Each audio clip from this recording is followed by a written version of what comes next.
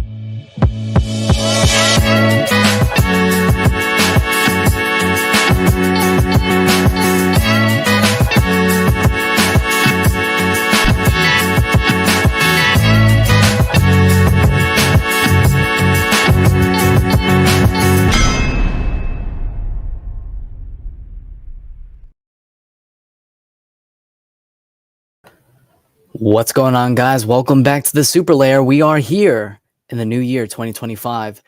We are at the second to last episode of Creature Commandos.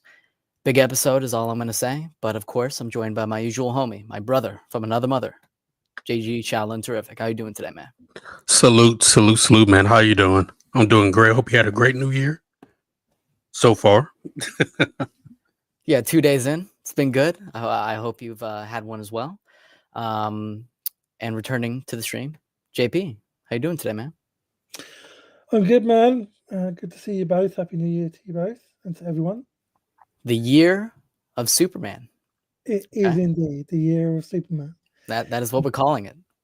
This is the year Superman comes back to cinemas. At last. At last. Could not be more ready. But we are here for the second to last episode of Creature Commandos.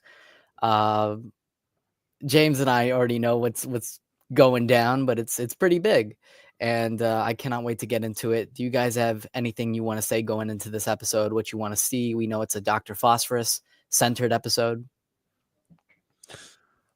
I did see something. I saw a still that we were seeing our first time seeing a certain character in James Gunn's DC that is beloved.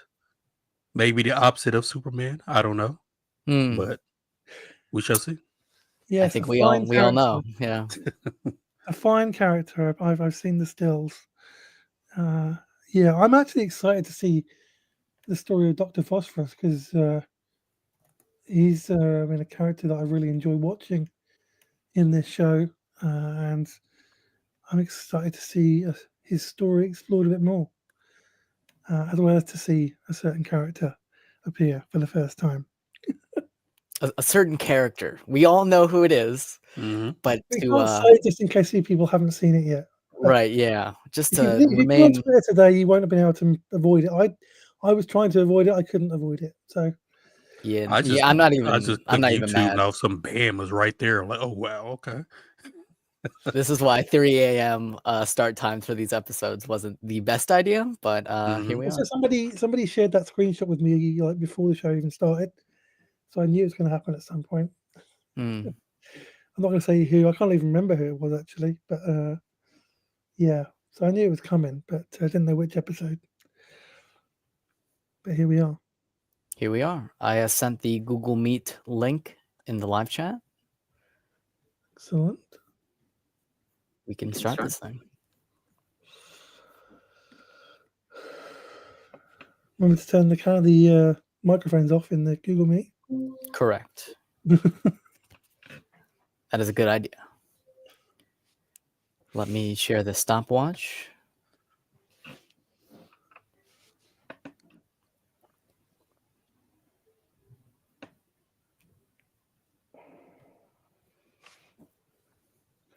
And I think everyone is in, correct? I'm here. Ready? All right. Let's so go. we are ready. Let's begin. Right now.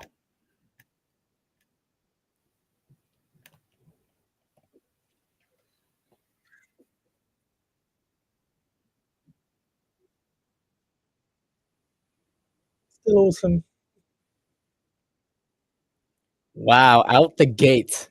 Mm-hmm. Out the gate with Gotham. That's crazy.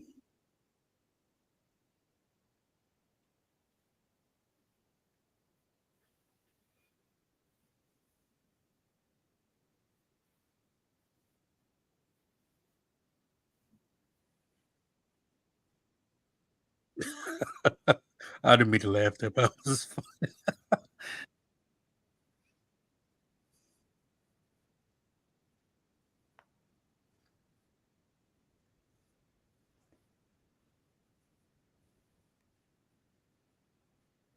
Rupert Thorne.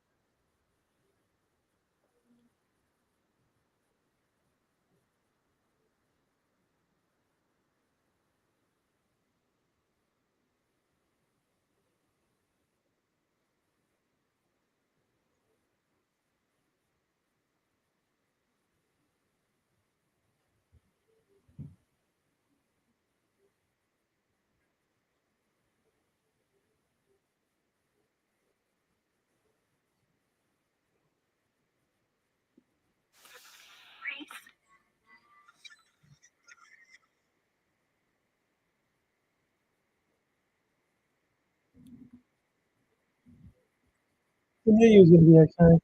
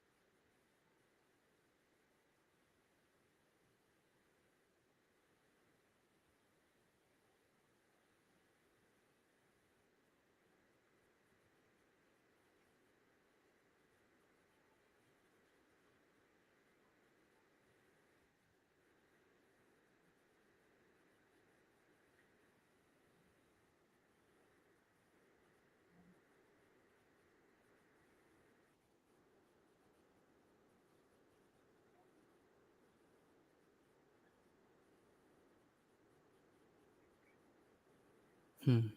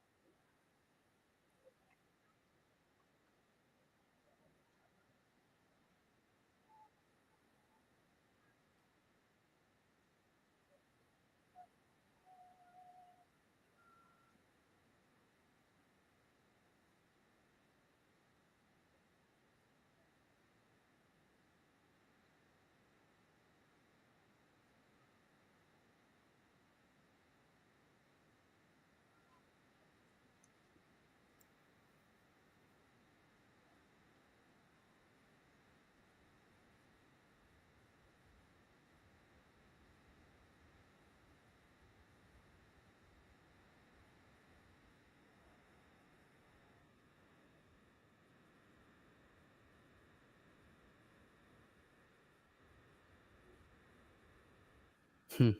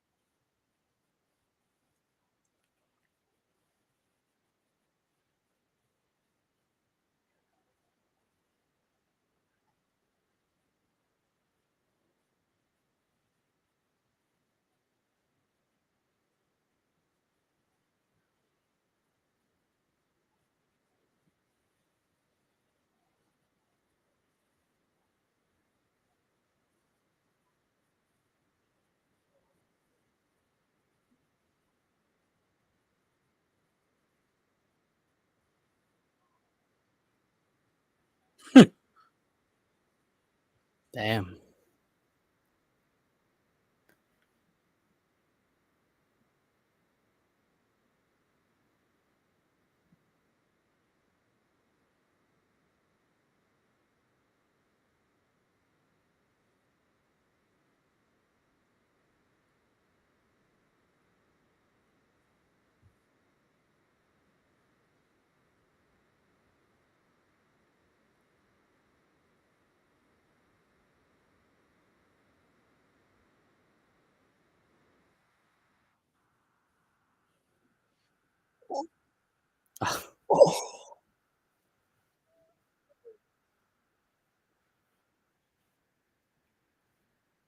Mm. Crazy.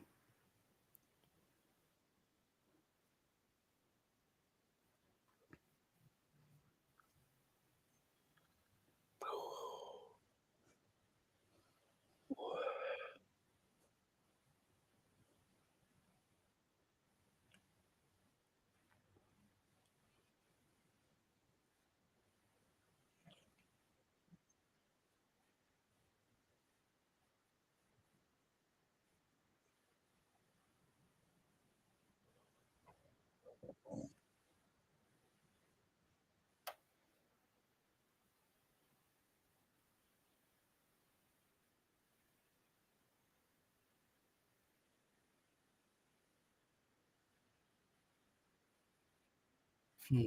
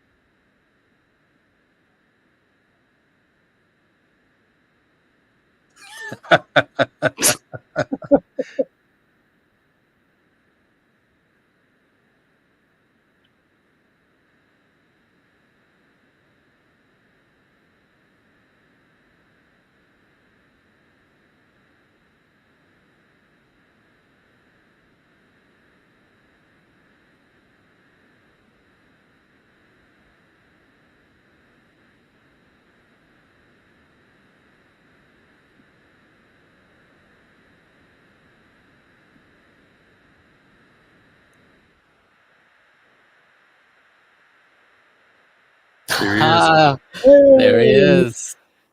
There he is.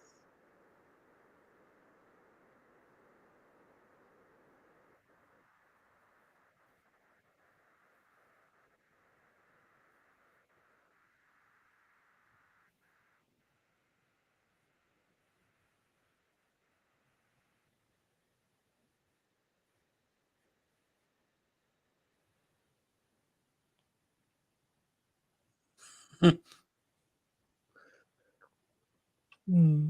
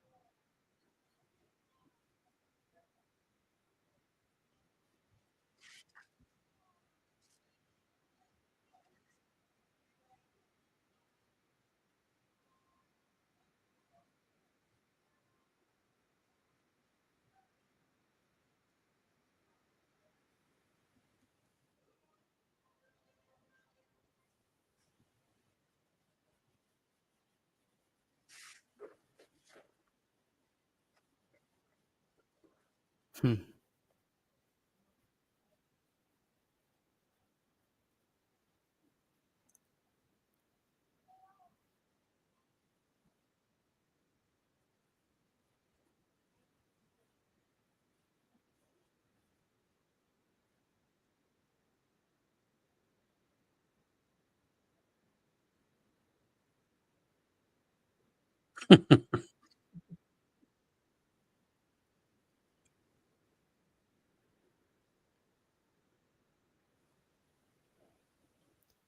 Well, there we have it. One episode left. That's it.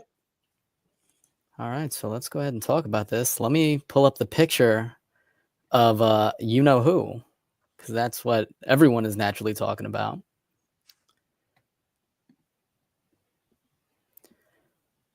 So we'll get to him, but I want to start off with this is my favorite episode of the show so far, and it's because Dr. Phosphorus.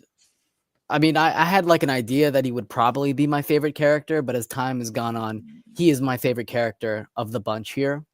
Alan Tudyk is fantastic in this role.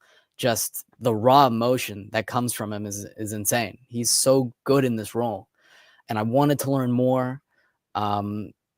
Shocker, it's another tragic backstory. Even still, I felt, you feel something when you watch his wife and his child murdered. It's awful. And you understand why he just wants straight revenge. So after he has that transformation, he's like, I'm taking over everything. And I liked like the dance he was doing and just his rise to power. And then we see this guy right here intervene, which, I'm not going to do backflips over it. It's just it's a little tease of what's to come. But like I've been saying, it's really cool connectivity, and you can't make out much. And it's because they haven't decided on an official like design. That's going to come later. But you got a big belt here. The build, this man is very built. Maybe white eyes in live action. I would love white eyes, but again, this is animation, so you never know. But it was just really cool to see that connectivity. Moving on from Phosphorus, Weasel gets a little moment, which I thought was sweet. He's found his tribe, his people, if you will. But he gets a flashback to that little girl that he couldn't save, and it turns into the princess. So he looks back to his tribe, but he has this look on his face that he has to do this. He has to redeem himself almost. And I was like, that's pretty powerful. He's not just this dumb creature. There's more to him. And then lastly, when it comes to Nina and the bride in what is the prostitution ring, I did want to bring up that the actress there was in The Penguin. Like, that voice immediately. So I thought that was pretty like, oh, she's in this. Okay. Because there was talk that the Pattinson Batman would cross over the DCU, but I think this is just more evidence that that's not really going to happen. But they're bonding, they're becoming friends. And I kind of like when the woman steps in and she's like, oh, another metahuman. That's kind of cool to me, just because in this universe, metahumans have existed. People are not super phased by them. They're just a part of the world. They're a part of it.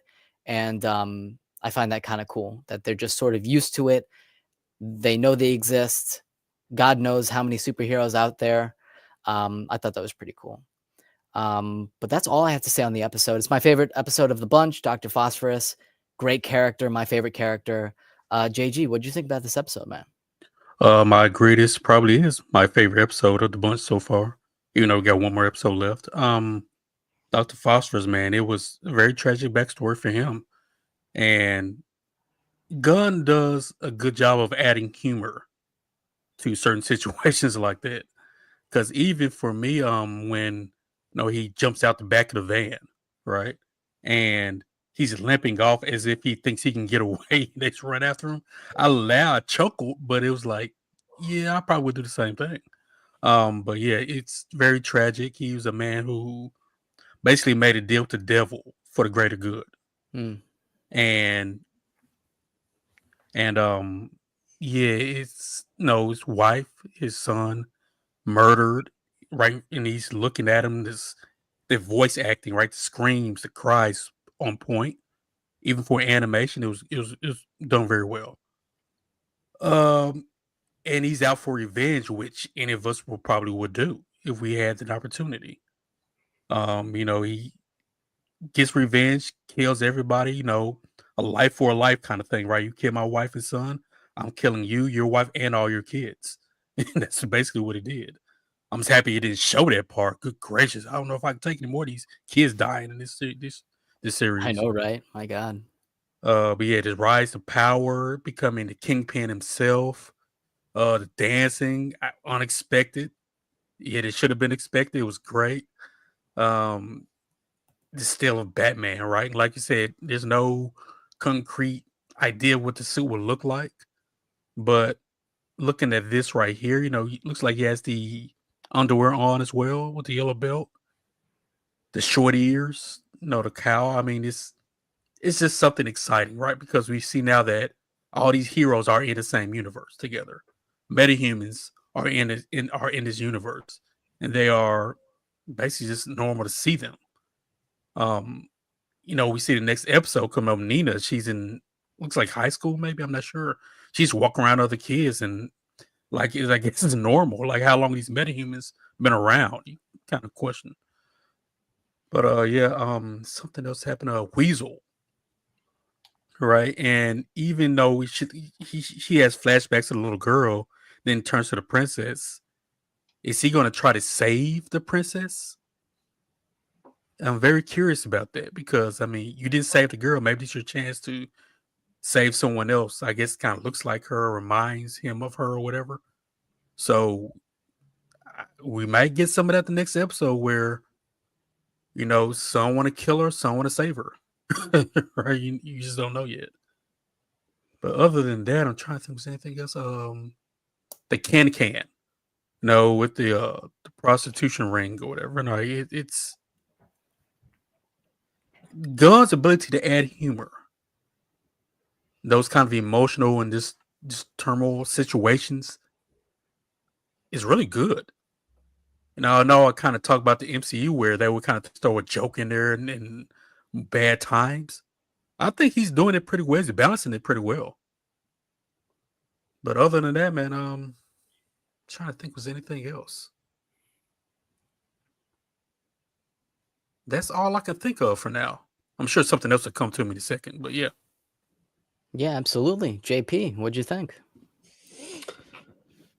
Well, I hate to sound like a broken record, but that was probably my favorite episode too. I get it. Yeah. Oh, there was episode 4, I think. That's my 2 favorite episodes so far. And Dr. Phosphorus was a character that I've been wanting to get to know. I've been very interested in his story. He's probably my favorite character in the show so far. And yeah, I mean, it was a very powerful, tragic story. You kind of almost knew what was going to happen, in a sense, but it didn't make it any less tragic or any less powerful. And very well done, and yeah, and again, James Gunn has this ability to make you empathize with all sorts of characters, and you can definitely empathize with somebody having their wife and child murdered almost in front of them, and then not only that, being framed for their murder, and having your life's work destroyed and basically your entire life ruined. And so when what happens to him, like obviously it's wrong. The things he does are wrong, morally and ethically wrong. But at the same time, you kind of like, if I was in that situation, what would I do? James Gunn has that ability to make you empathize without actually feeling sympathy, as in like these are not good characters, they're not good people, they haven't done good things here, but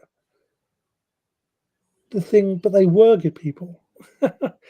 They kind of were made into monsters by circumstances, by how the world treats them and perceives them, and that's not their fault, but their actions are still their responsibility, right? So there's that whole balance of like not empathizing with a villain and a bad person, but also empathizing with what's happened to them. And James Gunn does that really, really well, I think. With Dr. Phosphorus,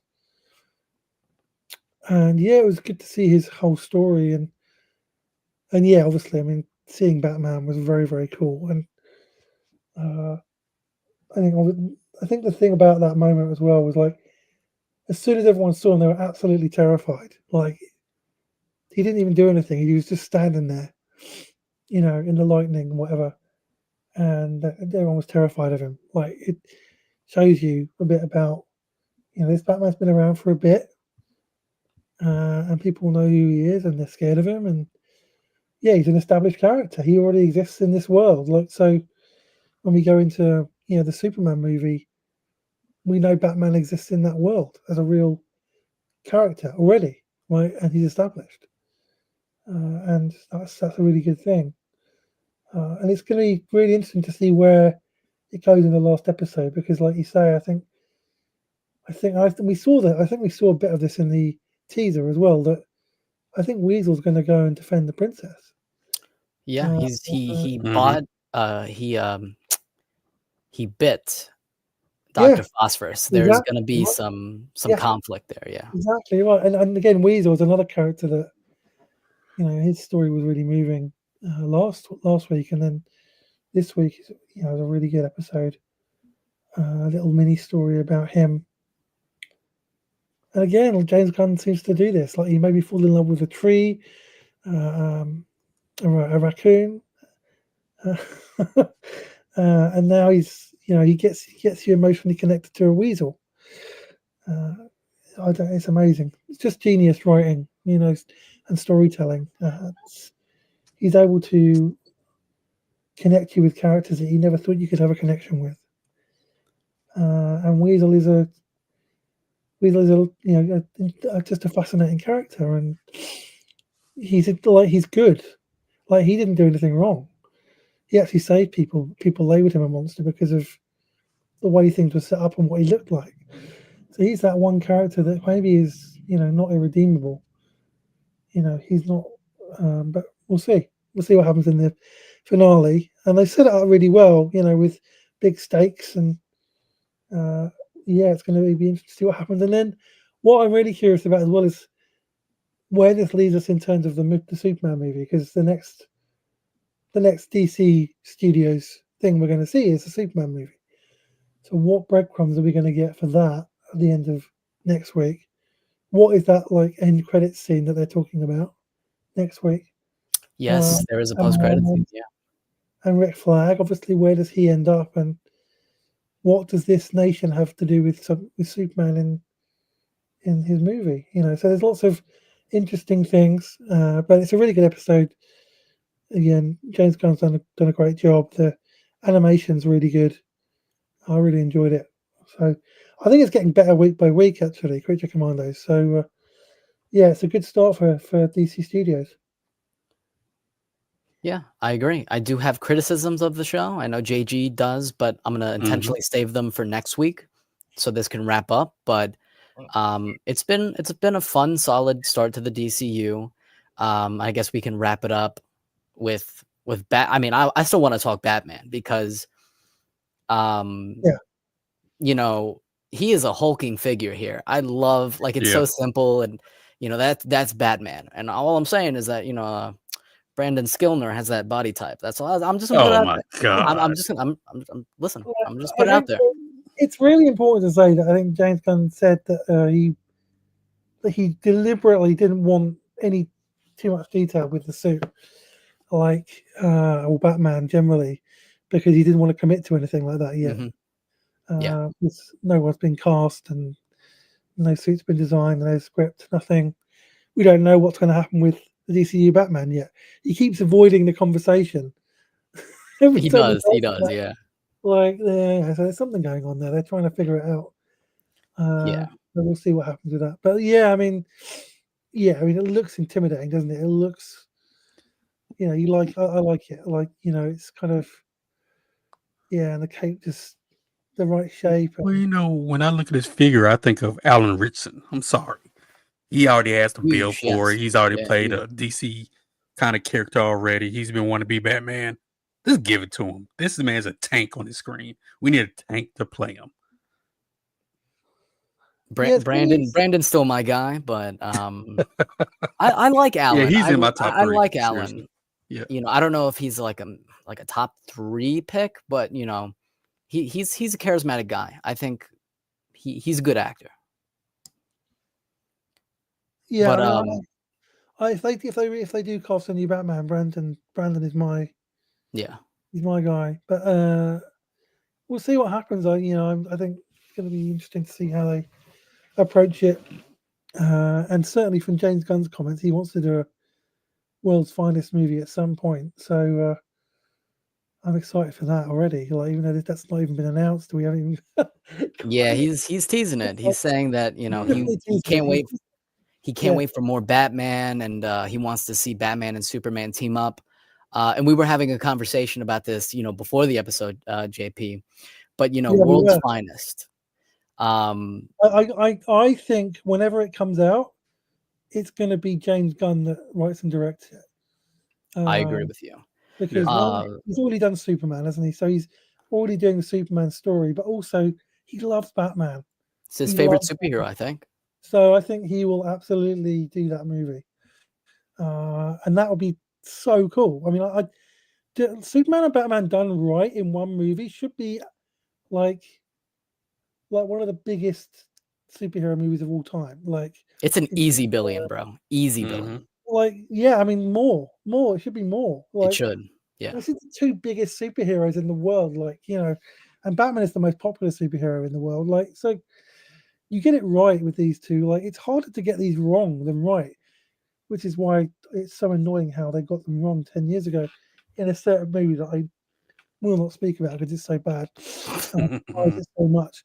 But if you get it right, yeah, you're making 1.5 billion at least with this stuff. Yeah. Yeah, I can't wait. But I know it's going to be a while before we get that, but I'm excited because I think it will happen. Yeah, I think Gunn is going to want to write and direct that because Batman is his favorite superhero, I believe. And just like, I'm not saying it's going to come before Brave and the Bold. We had this conversation. I'm not saying that that's going to happen. I'm just saying I don't think it's impossible, depending on the wait for Brave and the Bold. Like, if this thing is like 2028, 2029, God knows how long, I could see them go the Spider-Man or Black Panther route in Civil War. James Gunn writes and directs a little Batman. He sets the tone, he sets the world, he sets up things in future projects. And then that leads us into the main Brave and the Bold movie. I'm not saying that's going to happen. I'm just saying I wouldn't be totally surprised, depending on the weight. You know? I think it depends on the weight because I think 2029 you'll get a movie with Superman in it. I just don't know whether it will be World's Finest or Superman 2 yet. I think that depends on what happens with Brave and the Bold. Like, because if Brave and the Bold comes out in 2029, they'll just do a Superman movie then. Like, and then do the World's Finest after that. Like, that'll be after, like, 2031 will be Brave and the Bold. And I think whatever. Not Brave and the Bold, sorry. World's Finest, sorry. That's what I mean. Sorry. Yeah, it's kind of hard to tell. It's hard to tell. Like, we don't have a script writer. We don't have a director. I mean, we have a director, but kind of conflicting comments. You know, Andy's saying it's delayed. James is saying it's not delayed. I don't know if Andy stays on. You know, they need to clarify it for us, really, like sooner or later. Yeah. I don't mind. You know, Andy is the director. I'm one of the rare people that liked The Flash. I thought he handled Batman really well in that movie. Yeah. Oh, yeah. I think that's why he got the Brave and the Bold, because of how he handled Batman in that movie. Yeah. Like a really cool, fantastical Batman. I love that we see Batman stare at Dr. Phosphorus. I love that Clayface exists. Like we as fans have been wanting this forever. So the fact that we're getting it and we're getting teases is very exciting. And yeah, who knows when World's Finest is going to happen, but that is going to be an event. That is that could be insane. That could be the DC's Avengers in a sense, couldn't it? Like, that thing, because you can have other characters, like minor characters in there. That can be, and I've talked about this with other people. That could be the movie that starts to bring together the Justice League, right? Yes. Except they don't call it Dawn of Justice. Just don't call it that. BVS done again, yeah. That obvious. But that is kind of them working together should be the kind of catalyst for, you know, we need to create a team there's some big threats coming, like, and maybe at the end of the world's finest, you have, the space station starts to take shape and all that kind of thing. Yeah, man, I would love the Watchtower, dude. Oh, I need that. Can you imagine? Oh, like that. I mean, I not that it's a competition against Marvel. It's not, but like Marvel never had anything like that. Like, yeah, they had the Avengers Tower for like one movie. Yeah, they had it, and that was in New York. I was loving that. Space, Yeah, it wasn't in space. It was in New York. Like, so if I imagine having like the full on. Yeah, I just love the central hub that all the heroes meet and they, gather together, they formulate plans. Like that is just exciting in nature. Yeah, and seeing them all kind of interact. Like that scene in Age of Ultron where they're all kind of chilling out and yeah, games. man, one of the strongest scenes in that movie is the party scene. I love that. Yeah. Just friends chilling, hanging out. Yeah, I'm interested in that. I mean, like the relationship between Batman and Superman is always interesting if you do it really well. Like, it can be really funny because they're such opposites, right? So, yeah, but they don't want to kill each other. Yeah, maybe they have a fight, an initial fight, but Batman is the reluctant, person to open up to, but he slowly, starts to see and respect Superman, and they slowly become friends. They're friends. That's the end game right there. Superman does something in the Superman movie where he rejects the corporate superhero stuff. He rejects Max Lord and Lex Luthor's like corporate superheroes and like signing up for the government mandated superheroes and just chooses to do good. And that impresses Batman because you realize Superman can't be bought either, just like he can't be bought. And maybe he gets a little message from him at the end of the movie, on Clark's phone, obviously, because Batman already knows, right? Mm-hmm. There's got to be this thing. They've got to know each other's secret identity, and like nobody else knows their secret identity except each other, so they can have a little So it's a really fun dynamic that they're looking at each other in their, civilian personalities, and they're like, I know who you are. And they have to sort of play it cool around everyone else. It's really fun. Including the other superheroes who they don't know either. Yeah. It's those two that know. And of course, they're the big two. They're the two that matter most. And obviously Wonder Woman would probably know as well, but we haven't seen her yet. We will see her, but I'm looking forward to seeing her. But yeah, that's the Trinity, isn't it? That's what. Yeah, if we do get a Batman tease in this upcoming Superman movie, not a big one, just like a name drop or a letter or whatever, James Gunn is absolutely directing and writing World's Finest. Like, we already have a feeling, but that'll cement it. Like, he has intentions. I think he will do World's Finest, 100%. I think he will absolutely do that because I think he wants to do something with Batman that hasn't been done before. Yeah, and he's never done anything with Batman. Like, he's never written Batman, made a movie about Batman, but he's not going to do. I don't think he's going to do Brave and the Bold, but I think he will. Want to do something with Batman, and that will be with Superman. Yeah. Which is fine, I think he has his little Batman fix. You do a World's Finest, you throw in a little Batman there, that itch is scratched, and then you can send him off with someone else and grow out that Batman world. Yeah, because I completely trust James Gunn with Batman, 100%. If he was doing Brave and the Bold, I wouldn't have any worries about it because I know he loves the character and he understands the character, right? So yeah. 100%. I wouldn't have an issue with it either. I think also it would be a little more challenging than anything he's done previously because you have to strike a certain tone. Yeah. Batman is not Superman. And so it would be different for James Gunn, but he loves Batman so much that he would bring something really comic booky and really fun to the table. But if he's just doing it for World's Finest and we get a little taste of that, that's an exciting prospect, no doubt. Yeah. I mean, a World's Finest movie is exciting. That's I think many people would love to see a Batman Superman movie done properly, and not just comic book fans, because these two are massive franchises. And if Superman's a hit, then people are going to want to see more of Superman, and they're going to want to see Batman as well because everyone wants to see Batman, right? So, yeah. It's going to happen at some point. You know, I want to get my Superman trilogy as well, my Superman solo trilogy. I think That's we'll get important. that. I Yeah. think James Gunn will do that over the 10 years, whatever, of the DCU. But I think we'll get World's Finest as well. We may even get a couple of World's Finest movies. You don't know. But certainly you'll have Batman and Superman together in more than one movie because they'll be in Justice League when they do Justice League. So, yeah. Yeah, I don't think Justice League's going to be like.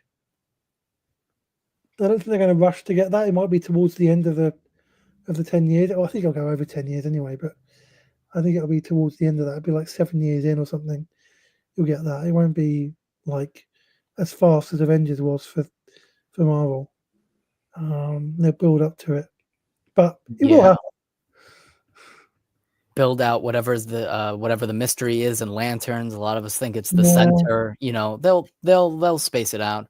If you think about it now, we've seen Batman in the DCU. We've seen Superman obviously in the trailer. We've got our Green Lantern as well, right? We've seen the Wonder Woman and the Flash in Creature Commandos. So we've got a lot of, the old Justice League people in place. Also, I think we're going to get a little hint to Martian Manhunter in Superman. Like even in that newspaper that was in the trailer, there's a factory that gets blown up. That's I forget the name of the biscuit, but it's like Martian Manhunter loves these kind of biscuits that Martian Manhunter loves. Chocos. Yeah, there's a chocolate factory gets blown up. Chocos. Yeah, I love that. Yeah. So like Martian Man, I'd like to like little Easter eggs of like chocos being left half eaten in different places, or like somebody gets maybe Superman gets arrested and the guy that comes in is eating loads of chocos and actually it's Martian Manhunter and we didn't even know it was. That's hilarious. I kind of love that. Martian Manhunter can be anyone, right? He can disguise, so you can hire a complete unknown actor just for one movie to do that for one movie, and it's not going to be the guy that's going to play him ultimately, but you can do it and you can offer him like a choco, just those little Easter eggs that fans will get and fans will go mad over, So I think and that's pretty genius. I love that. And also, why did they attack a Chocos factory? Because they thought he would be there. They thought Martian Manhunter would be there.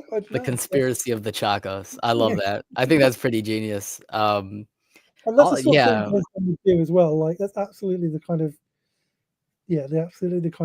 Easter egg that he would leave. Yeah, it's kind of witty and clever. Just like keep your eye open for the world building. I love that a lot. Well, they're in the Naked Planet, and Clark says, "Who left this this back of chocos lying around?" Just little things like that. Yeah, I love that. Just have a little fun with it. Yeah, absolutely. I just want to see straight up Dan Mora, Batman, blue, gray, yellow oval with Superman, bright colored suit. Like, just imagine that imagery, bro. Like, it's time for that. It's time for that. Like, we need the traditional Batman outfit, right? We've had a lot of the dark stuff, which is great. Like, I love it. I love the Batman. I love the Dark Knight trilogy. But let's have something different. That's more comic book. I said this. I want the DCU Batman to be basically Batman the animated series, but in live action. That's the tone. That's the look. That's what it's got. That to me, that's what it should be. If you do it like that, it'll be awesome. And that in live action would be awesome, right? It's the perfect blend. Absolutely. I like how he's like a silhouette here, and they haven't committed to a design yet. Because I do want the blue and gray. People are telling other people it's not going to work. It can absolutely work, especially thematically. He's opened his circle of trust. He has his friends and his family. He's a little more happier in nature. So yeah, of course he would change his suit, put out the message there that, things are not the same. He's not the same old grim, dark Batman seeking vengeance and all this stuff. I think, fantastical Batman, Bat Family, have fun with it. Embrace the fantastical. I agree with you. I love the black and gray color scheme, but it's run its course for me. I want to see my definitive Batman look, which is the blue and gray, the yellow oval, potentially the white eyes, which, Hugh Jackman Wolverine had, and they looked fantastic.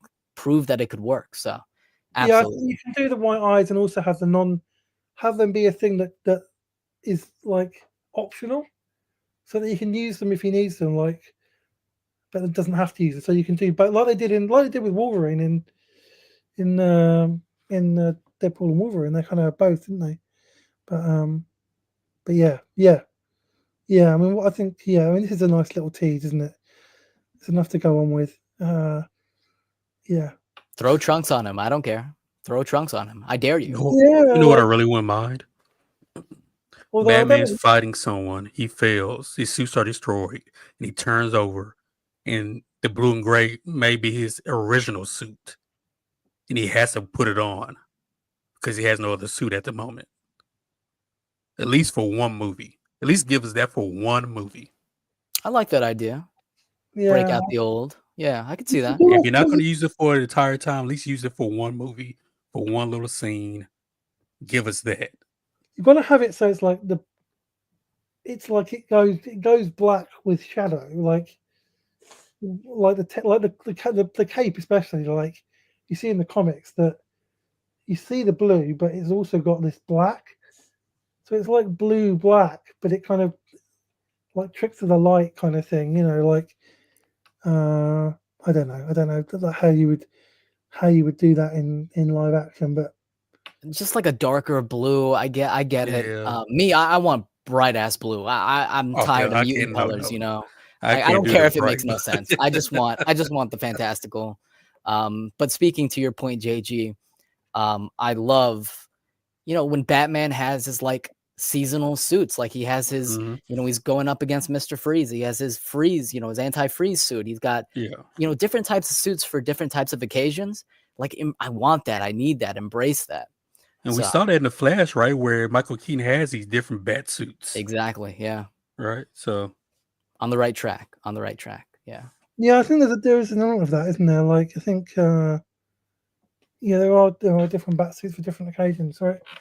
I mean, they went too far with George Clooney. That was too far, and I mean the bat nipples. yeah, the bat nipples. The I mean, PTSD in his voice. Crazy. Fine in that movie land. I had to watch that in the cinema. Oh, dear. I'm sorry me. for your loss. I'm sorry. Such a letdown. Batman Forever, I liked. Right, the Batman suit. Well, not the one at the end, but the one for most of the movie.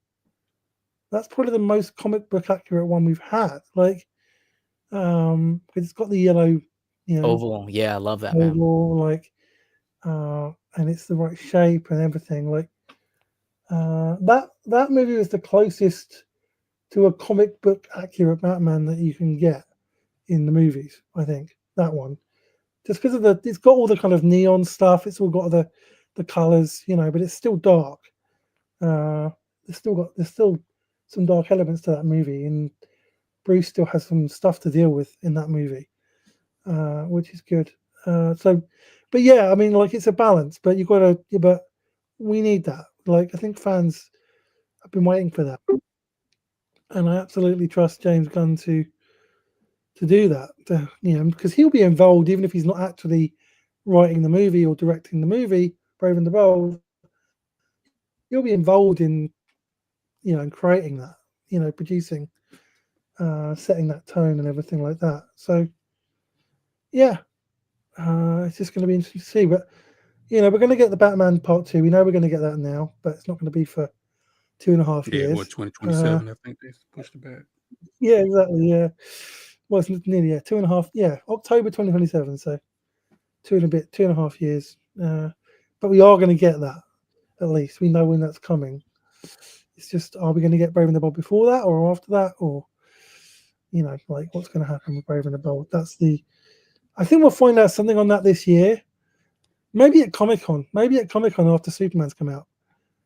I think that's I would be like huge- that. I would like that. I think we should hear something, a screenwriter, a director. I keep saying director because I feel like Andy is leaving, but just something like a new development, because it's been, it's been on the back burner for a little bit. I think we should hear naturally just an update, a pitch, a villain choice, something. But I do love in this episode how we see Gotham. Like Gotham is a character in and of itself. And the first scene, the first shot of the episode is gargoyles. I love it. That is already inherently comic book. That's Gotham, isn't it? Gotham's got to have gargoyles. It's got to have gargoyles. And like the blimps in the sky, like basically Batman the Animated Series. That's what I'm asking for. Yeah, 100%. And I do think like we'll hear. I think they're doing something with it now because James Gunn is being so hesitant to say anything. Yeah, he's deliberately kind of trying to avoid talking about it like, as much as he can. Even the comments he made today were like, "That's the DCU Batman," and that's it. That's what he said. It's like there's no other information. Yeah, and I think like Superman comes out, I think 2 weeks before San Diego Comic-Con, so that's going to be huge because you probably have the Superman cast will all be there promoting the movie, but if that movie is opened really, really well, I think it will. They're gonna have a load of things to announce. I think maybe projects, maybe stuff for hopefully Brave and the Bold, maybe another Superman project. Maybe we'll get a little teaser for Supergirl because by that point they'll probably have finished shooting Supergirl. Yeah, it starts filming this month. Yeah. Rumors are that Supergirl's in the movie, so maybe we'll definitely have had a trailer for Peacemaker by then, and Peacemaker will probably be there as well, actually, because that comes out after Superman, doesn't it? So August, yeah.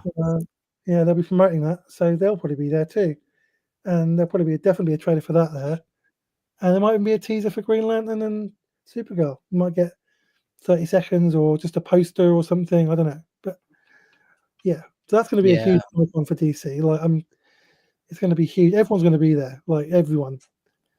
They'll probably have that. They'll probably have like 2 Hall H's because they've got so many things. That's going to be packed out this summer. So yeah, the days of DC, like say what you want about Marvel, but their presentation has always been peak, like hyping up the audience. And DC in past years, they've had maybe 1 or 2 things show up and it hasn't really popped off the way it should. So I would love for DC to get to the point where, things are already happening. The DCU, the train has left the station, which is great. They got to work on presentation at like Comic-Con and make that like, oh, you can't miss this. We're announcing like, don't go overboard because we've seen what happened with Marvel and Blade and, don't go overboard, but, have a proper presentation and just, show up properly. Don't have Black Adam and Shazam there and then that's the end of the event. That's kind of boring, and those days I'm tired of. It's over. The DCU, this is the future. Let's embrace it. Let's have some fun with it. So also James Gunn loves Comic-Con, so yeah, so I think he'll want to do something really. I mean, they weren't there last year, so this is the year, isn't it, for DC? Like, well, it should be. Yeah, it is. I've been waiting for this year my whole life. Feels like. Yeah. Like this is, and next year's going to be even better. I mean, next year you've got Supergirl, and now we know Lobo's in that, which I'm so. Oh yeah, man. Yeah. I need that movie, man. I need the Lobo movie. Like, David Leitch needs to direct it. Like, he wants to direct it. Let him do it. Bullet Train in space. Say less. I'm there all day, every day, man. Come on. And also, Lobo has a dog, right? So I want to see Superman and Lobo meet up, and then Crypto and Lobo's dog, like, also fight as well. Like, that'd be so cool. Like, that could be a Christmas special, like, But yeah, I mean, I'm pumped up about Lobo. Lobo was one of the things I'm most excited about because I love Jason Momoa. And I think he's perfect casting, and he loves the character, which is like really, really important. So yeah, I think that's going to be. I mean, you've got Supergirl, you've got Lanterns. What else have we got next year? Clayface. Clayface, yes, that's also another one. And there might be some other stuff we don't know. Like, so, yeah. Secret projects. Bring back DC fandom, please. Yeah, I want that this year. Like, Yeah. I mean, also got the Batman as well. Oh no, that's 2027. Sorry. Sorry, I keep forgetting that. Yeah. I mean, they've got projects lined up for 2028 as well. You've got Dynamic Duo Yeah, 2028, man. like, and that's a DCU movie apparently. So, set in the DCU. So, yeah. Yeah, it's kind of surreal. Gears are finally turning and things are actually happening. It's not just announcing stuff and never hearing about it again. Like, shot Superman. Superman's done. Lanterns and Supergirl both filming this month. Set photos. Who knows? Like, Oh man, I want to see the Supergirl suit. yeah, I'm very curious on how that looks. I think it'll be the same mess as Superman because that's the Kryptonian symbol. Yeah. But as to the rest of the design, I'm interested, like, to see what it looks like. And whether she's got some kind of overcoat on as well over it, because that's something that's from the Supergirl Woman of Tomorrow, a comic book. Because she's not in like a really good place at the start of that story, so No. she's a bit messed up. This is not like Superman at all. She's not like Superman. She's not hopeful and inherently good and optimistic, and she's a bit more cynical. A bit Jaded. more jaded, traumatized. Encountering bounty hunters. That's why I think Lobo's not in that comic, but he fits perfectly into that story. You can't make it work. It's not just a cameo. Like, so I'm just really excited about that movie. Like, yeah, insanely That is an exciting change. I think Tom King said something about how it was initially going to be a Supergirl and Lobo story. So it's going to be Woman of Tomorrow with a new twist. And that's what's exciting. That's what really excites me. Yeah, I mean, it must be a really good script because she wrote the script and it was the first draft, and she's never written a screenplay before. Yeah. And James Gunn basically booked the movie based on a first draft of script. So it's got to be a really good script. And then said, you can write Teen Titans. Yeah, exactly. So like, hey, why do you do this as well? Like, she must have handed it something god tier, man. Yeah, it must be excellent. And James Gunn has high standards for screenplays and storytelling. So it must be, especially if you've never done it before and you have no reputation, and then you hand that in, it's like, whoa, we have to make this. So yeah, and Teen Titans, I mean I reckon that'll get announced this year at some point. He might do another one of those. He might do another one of those announcements like he did like 2 years ago, where he announced a bunch of things at once. Like the slate in January thing. He might do another slate thing at Comic-Con. I would do that. I would do that because the one that we have from January is kind of like, I wouldn't say it's outdated, but we haven't heard much on Brave and the Bold. Paradise Lost, what's going on with that? We don't know. Like that was their. That's definitely happening. Yeah, like, I'm just saying that was their initial plan, but clearly with Clayface into the mix, things are not as they were 2-3 years ago, whenever it was. So I would update it, title treatments, and just sort of give updates on these things. So people are not like running with the slate in January and being like, okay, what's going on with these things? I think Sergeant Rock will be the next thing announced. I think that'll be the next project because they're already casting, so they must have a script. So I think that'll be announced sooner or later. But and that might even come out next year as well. We don't know, but it might come out the year after. But Sergeant Rock, yeah, with Sergeant Rock, yeah, Creature Commandos season 2, which we know has been greenlit. So yeah, there are things. Yeah. There are things. There are things. So there's things. I'm very excited to see Paradise Lost because I'm envisioning it as a Game of Thrones kind of thing in the Wonder Woman world. So that would be awesome. Yeah, I would like updates. I would like an updated slate, and just sort of like a, state of DC at a Comic-Con or something, or a DC fandom, please. I'm never gonna let that go, guys. DC fandom, it doesn't even have to be called DC fandom. Just bring it back. Hype event. The world was oddly united for one day with DC. Everyone got what they wanted. Like it was awesome. I would bring it back. That was a different type of unity that I think is great. Everyone got in on it. So yeah, I think they'll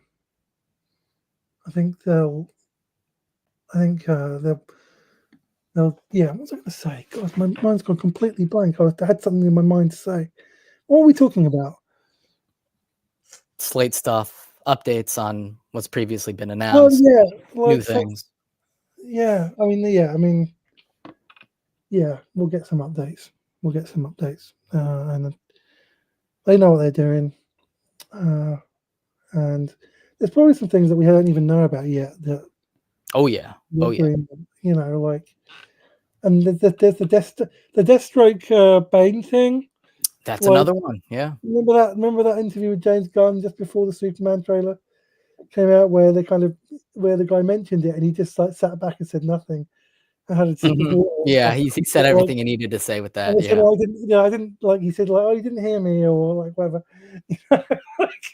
like he's like, "Yeah, that's a thing. That means that's a thing." That may be one of the 4 projects that he's considering, actually. So, I mean, James Gunn directing that would be interesting.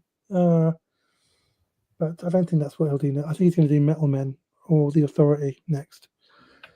That's my bet. Good chances with those. I would Authority. love- We'd even bring up Authority. Yeah. Like what's going on with Authority? Yeah, I Last mean, that we was heard a it's passion animated. project as well. Like, you know, is he going to make that movie? Is it going to be animated? What's he going to do? Is it going to be a series like Creature Commandos? Like, is it going to be, you know? But I don't know. We don't know, do we? So, but James, yeah, I mean, that was a passion thing for James Gunn. So, Yeah. I don't know. But so would be Metal Men as well. Like Metal Men, I love Metal Men. I would love James Gunn to do a Metal Men movie, kind of like Guardians of the Galaxy style. You know, the tone. You know, but set in the 60s or 70s.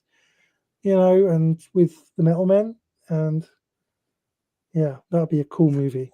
That'd be really fun. You know, he's talked about like rated R DC projects that we don't even know about yet. I would not be surprised if Lobo was a movie, because Jason Momoa is like charisma at its finest. I think He's so Lobo's fun. been a thing for a long time. Like I think he was the first person cast, because remember that video from like it was from November. Yeah, 2023, like, technically, yeah. Jensen had just got the job, and Jason Momoa was walking out of his office like he'd won the lottery or something. You know, like, and I was like, yeah, that's what I said then, that he's got cast as Lobo. Oh yeah, no doubt. I think he has. I think like, and they're going to make a movie about him. I'm pretty sure. And then he's just going to pop up in different places. I hope he pops up in a Superman movie. The next Superman movie, you know. It's Jason Momoa. I think he's going to be a fan favorite, and It's gonna be like out of Supergirl, they'll be like, yeah, let's give him his own project. he'll be like the Deadpool of the DCU, like not the same as Deadpool, but the same kind of fun character that everyone loves to hate kind of thing. You know, he's just Borderline meta, like you got a couple of those, like Plastic Man, which apparently is also happening. Just a rumor, but I would love Plastic Man in this universe. You got a couple of these that serve this role. The potential jokes you could do with Jason Momoa, because he already played Aquaman. Yeah. And there's like a story in the comics of Lobo dressing up as Aquaman. They know what they were doing. They absolutely know what they were doing. You've got to reference that at some point, like, because it would have like so many different meanings, like, right, you know, and I love Jason Momoa just generally. I think he's awesome. He's one of my favorite actors. And that's his, like that's his passion project. That is his character that he's wanted to play since before Aquaman. Like, this has been full circle moment. It's been a long time coming, and he's gonna just pour everything he has into this, and he's gonna just be an absolute standout and fan favorite, and I think it's gonna work beautifully. Yeah, David Leitch got to direct that movie, and he wants to. So basically, say just go write a script, and then get it done. Like, you know, I mean, like Jason Momoa co-wrote Aquaman 2, didn't he? And this is his passion project, right? He's probably got loads of ideas for a Lobo movie, right? So David Leitch is a good director. Like, he's done he's perfect for that kind of project. So he's improved as a filmmaker too. Like, you look at Deadpool 2, then you go from Bullet Train. Like, there is an evolution, and Bullet Train is like at his peak. I think it's like there's a shot where the water bottle is like flipping all over the train, and I'm like, his visuals. Such a cool movie. I know. No one talks about it. It's so fun. It was one of my favorites that year. So David Leitch says he wants to direct. Get him into a meeting immediately. Like, immediately. I actually don't think he said that without any I don't think he said that. I don't think that was an accident. He said that. It may be that they've already talked about it. Maybe that they would talk to James Gunn about it. Maybe that that's just a little tease. I hope, man. I hope. I mean, James, the movie James Gunn could write, and then David Leitch could direct. I don't know. It depends if David Leitch wants to write it, because he didn't. Did he write Deadpool? Any of the Deadpool movies? I don't know. Did he write? No, I don't think he wrote Deadpool. I think that was they've had the same writers over the trilogy, Reese and Warnick. Yeah. And Ryan Reynolds co-wrote the third one, didn't he? Yeah, he was involved. Yeah. But the thing is, I don't think James Gunn would write something, and then yeah, you're right. You're right. He wouldn't write something and then not direct it. But I don't think you're super out of bounds there, because there was a time where he was like, yeah, I'm writing Superman. He never said he was directing Superman. I think there was a time where he was like, maybe I'll hand it off to someone else. So it's not entirely impossible, but I think... I do wonder who else they would have got if it hadn't been James Gunn. But it's a good question. We'll never know now. Not Matthew Vaughn. No, wouldn't know. Paul King. Paul King would have been an interesting one. They'd have probably they might have asked Ben Affleck, I don't know if I would. I don't know. I don't know if I would. I mean, he's a great director. I don't know if I would, if it's that character though. Gareth Edwards. Gareth Edwards is a good one. I think he will direct a DC movie, by the way. I don't know what one, but I think he will direct one at some point, after he's done Jurassic World. I want Gareth Edwards to do the Green Lantern Corps and to make it a space opera, like a proper one, like a big epic space movie.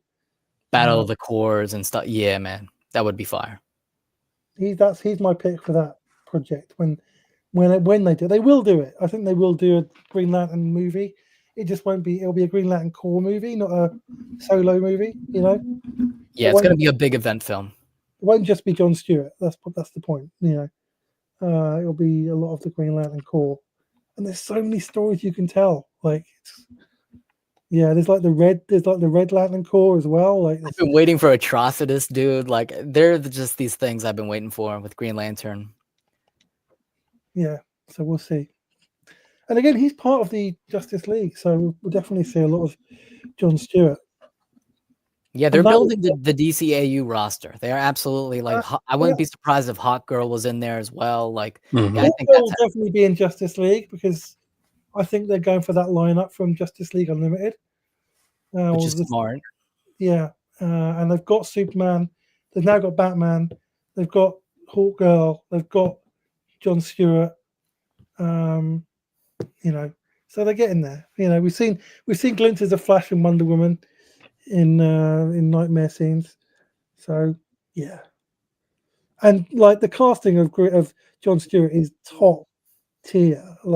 Definitive.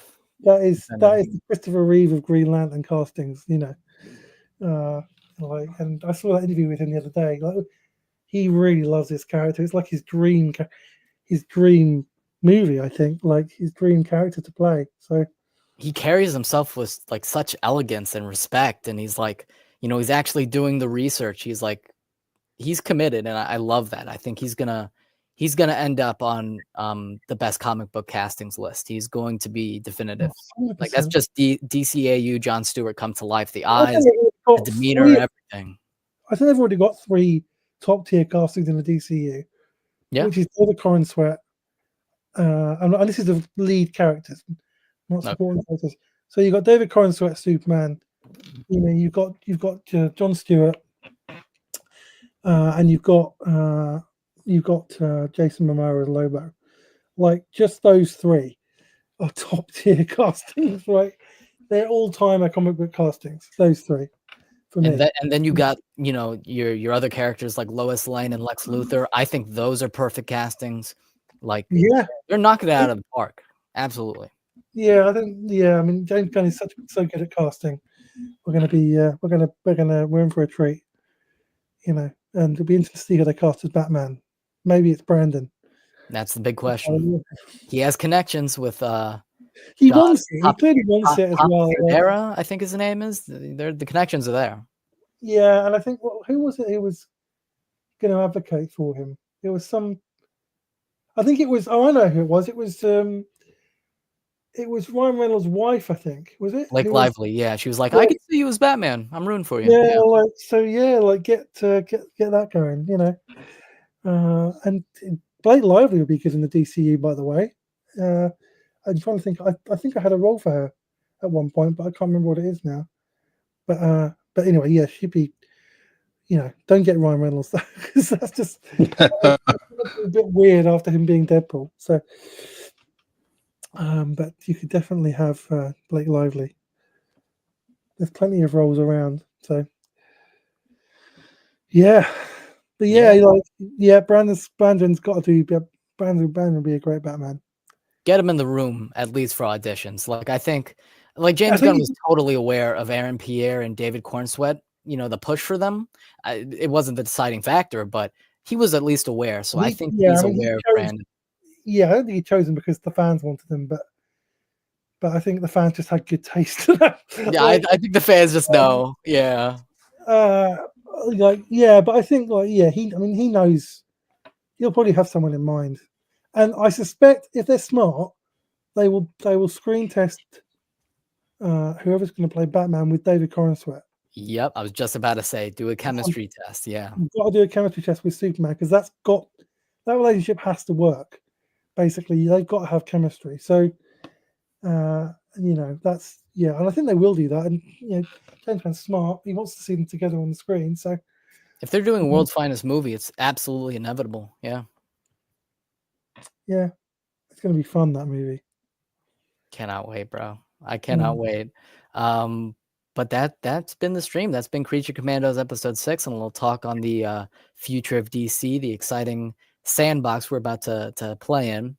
And we'll see you next week with episode 7, the finale. See what that sets up and how it leads into Superman. It's very exciting. But JG, where can people find you? JG Shaolin Terrific, the undisputed final boss of the 36 Chambers of Shaolin. Wow! You can catch me live Wednesday nights in the OOC with the host Anzo, aka the fake New Yorker, aka the Abbott and the Osiris of the Spliff King and the Professor of Ganja. Saturdays on Square One with the host Danny, the amazing, the outstanding, the charismatic, always man of the hour. Dr. says the illest because he suffers from that realness. And prime time. I don't think I can say it enough. Prime time Thursdays with Mi Hermano de Otra Madre en Principio de Nueva York. Superwise with our fire, flames, brimstone watch parties. Check us out. Hell yeah, brother. Hell yeah. JP, where can people find you? Well, I have a podcast called the Poema Podcast, which is POEMA podcast. Do a lot of reflections on like geek culture and talk about different movies and talk about superheroes and grief and stuff, and talk about a load of other things like mental health and grief and stuff like that, as well as superheroes. But that's all out there. You can go and find that on all podcast platforms. And check it out. Awesome. Absolutely. We will see you next week for the finale of Creature Commandos Season 1, Episode 7. And until then, we'll see you next time. Take care. See you later, guys.